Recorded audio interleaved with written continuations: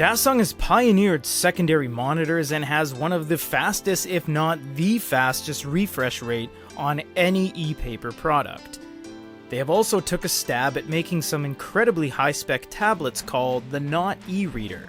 They have now gone a step further into expanding their lineup by doing something incredibly unconventional for them. This is the Dasung A4 13.3-inch eNote. And we know what you're thinking, it's just the DPT Sony. Well, you're correct, except they added different backings, different colors, and they've rotated the operating system 180 degrees, which just makes sense. But that's really where they stopped. They're still using the stock pen from the first generation released in 2016, and they're only using micro USB. In fact, they took a step back and actually removed the NFC feature that Sony originally had. So how is it different? Well, to find that out, we have to dive into the UI. So this is about as bare looking as you're gonna get on an ebook reader, an eNote, a note-taking slate, whatever you want to call them. It's really just a completely blank screen with some apps. And yes, we are as far back as can go. If you push the button, all it does is just gonna refresh and takes you back here. So there's nothing else you can do. There's also no drop down because the Quaderno, the DPT, and subsequently this one and the Quark Logic don't have any sort of Android experience to the point where you can really do anything outside of the stock. They don't really have anything you can do there. So you get some apps, you get an app store, and you get settings. Now, to their credit, they did allow you to utilize Wi-Fi, and that's important because in previous iterations of this device, you need the PC in order to connect to Wi-Fi.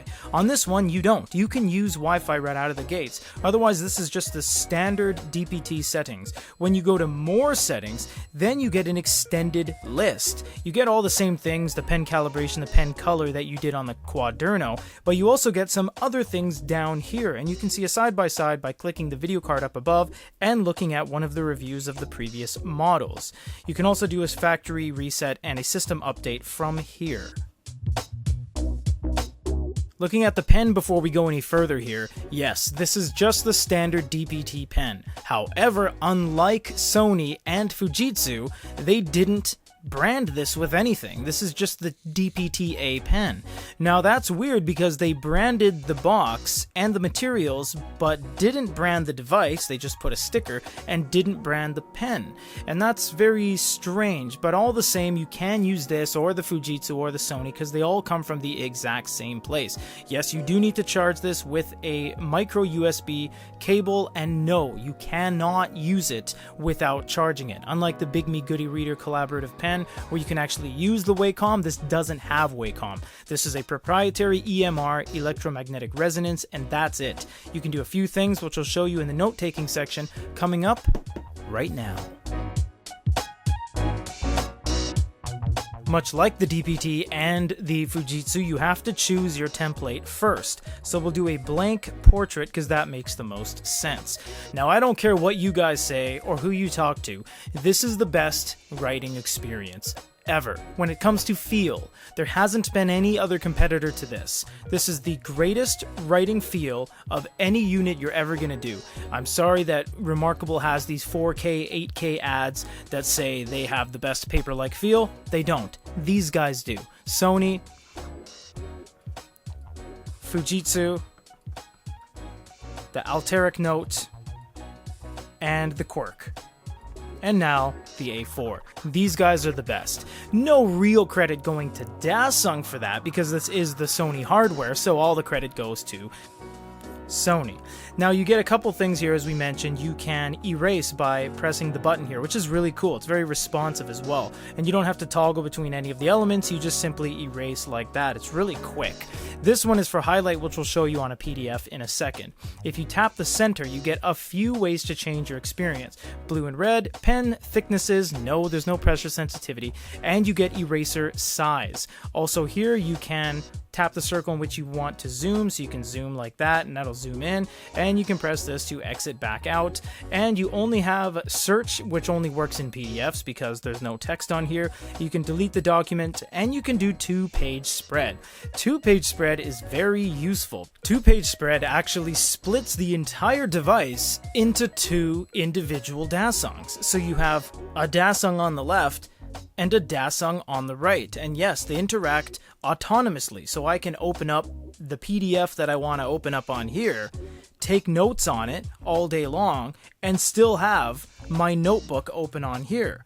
And they're completely separate things. I can turn pages on this one, 2 out of 8, etc. And this remains constant. So I can still take notes here and still do what I want there. This is when we get into highlighting as well. As you can see, you can highlight multiple times, actually 11 times over the exact same highlight, and it gets darker and darker to differentiate itself from the previous highlight.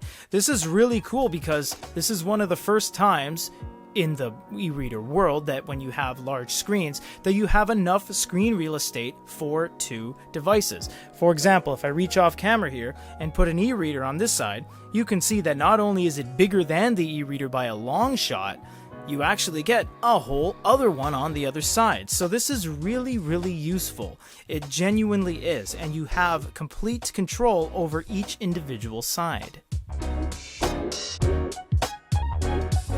PDFs, unfortunately, are the only file format that this can run.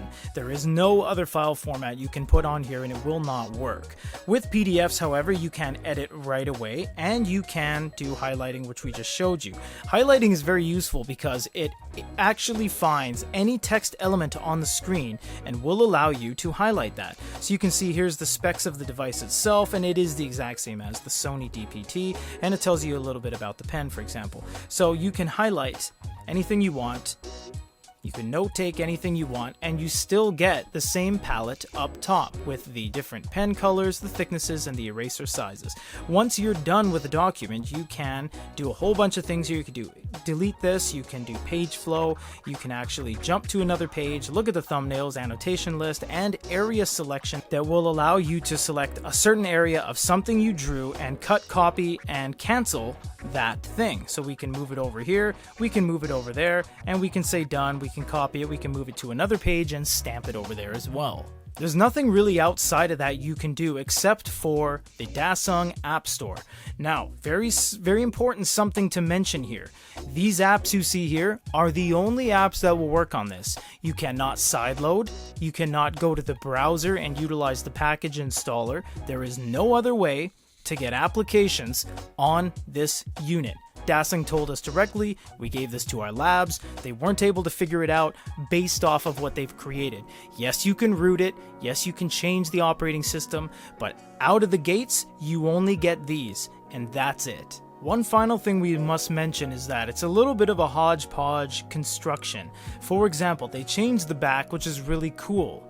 But they're using the first gen pen, which wouldn't be that much of a problem, but they actually removed the place where you attach the pen. You can't actually plug in the pen to the unit anymore, and the magnet requires this little slit to go in order to adhere, and it doesn't anymore. And this isn't a cheap pen. This is $130 US to replace this pen, and the tips aren't cheap either. So for them to leave the pen stranded was a little bit of an odd choice. I would have liked them to just use the original back, at least that way the pen sticks in the side. Other than that, there's no glow light on this as well, so you can't read it in the dark.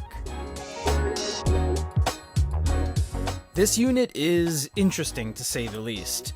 Although it does nothing hardware-wise to differentiate itself from the original Sony, except for removing some of the features, and is pound for pound the exact same unit, it is nice that they added their own software experience, app store, and offer multiple rear colors, which is currently the only DPT to allow that. So it really comes down to, do you want color on the back of your unit, yes or no?